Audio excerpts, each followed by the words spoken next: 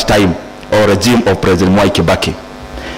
Why am I talking about debt in this kind of standness? We are now talking about 10 trillion to 11 trillion depending on where the currency is, because 50% is denominated by a currency, not other currencies, not ours. Now, if you check our debt to GDP levels, and I want to agree with Bernard, this is what happens when you are making a budget. You have to address the issues in your country, but I have also seen we are not as sovereign as we purport to be. Developing countries are not as sovereign as it appears, because when you are doing revenue raising measures, for example, some of those things are conditions from people you want to borrow money from, without mentioning the exact ones. I can see in your faces you already know them. So, are we together? Ama nipuguza hii maneno ya economics ya kiasi.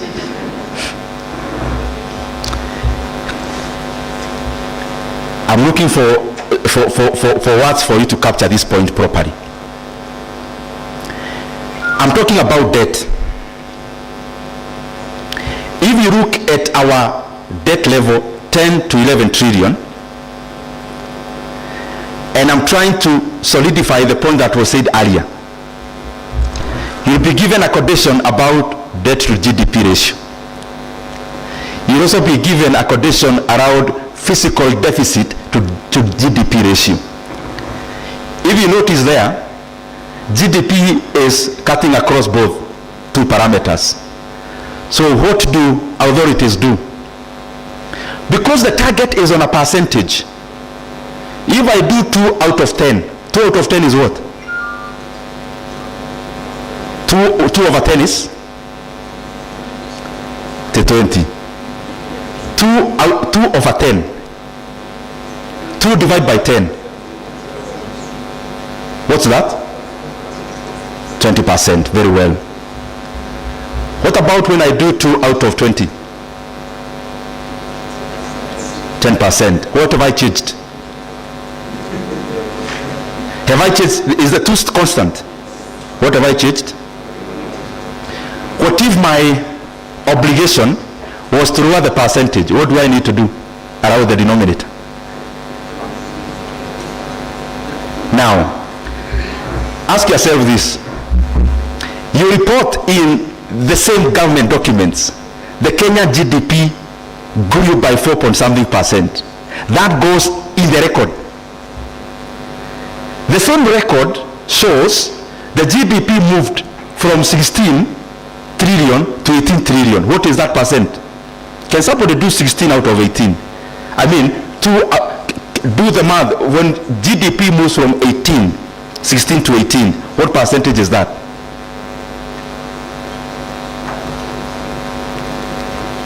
That is 2 out of 16.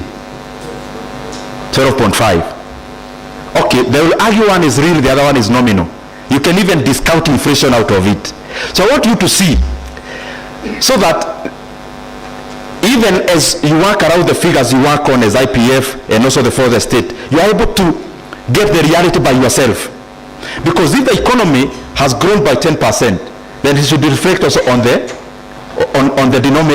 GDP side, which you calculate in, or you used to calculate the other parameters, but should also be the one reported by the Kenya National Bureau of Statistics and all the other government bodies.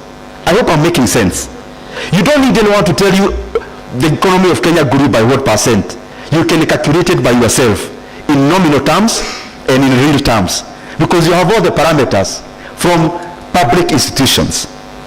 So the problem around our debt is that when we inflate our denominator, we continue to show like the economy grew with the purpose of having a leg room of borrowing more.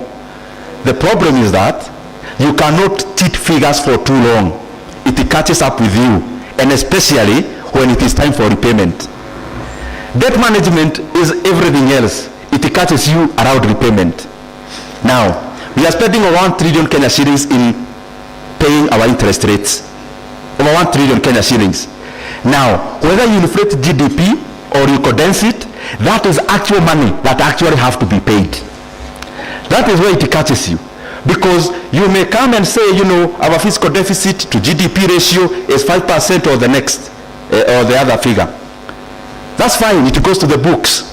It will catch up with you when it's time for repayment. The other things I want you to, I'm just provoking your mind so that you go research further. I saw headlines in our newspapers the other day in jubilation that we have done a very good thing, because in that year of 20, I think last year or thereabout, we were able to repay our Eurobond. And the people in this hall, because I can see you are able to dig deeper.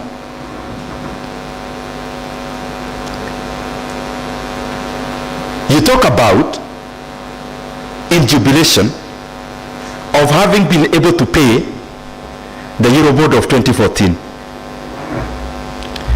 And it comes out as headline as a jubilation for the country.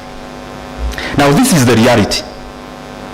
The reality is that you retire a debt of 6.8% with a debt of 10.3%, and then you clap and you want the whole country to be closed for people to celebrate. I'm provoking all of us here. I mean, Kenya is for all of us, and we need to speak these things as clearly as they ought.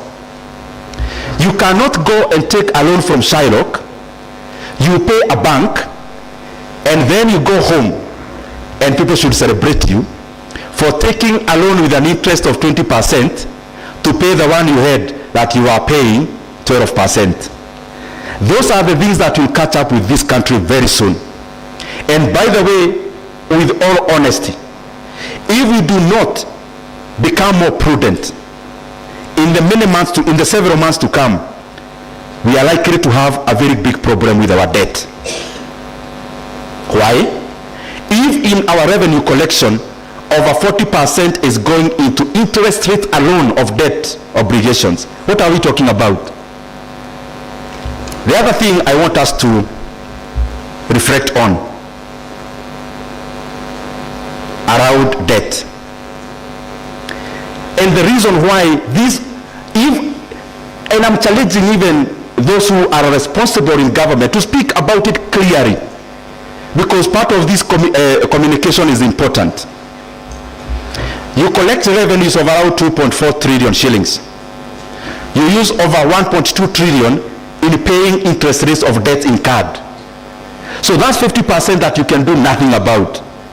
Basically what we are doing as a country, the money we are borrowing in terms of PFM Act, you should be borrowing for development alone.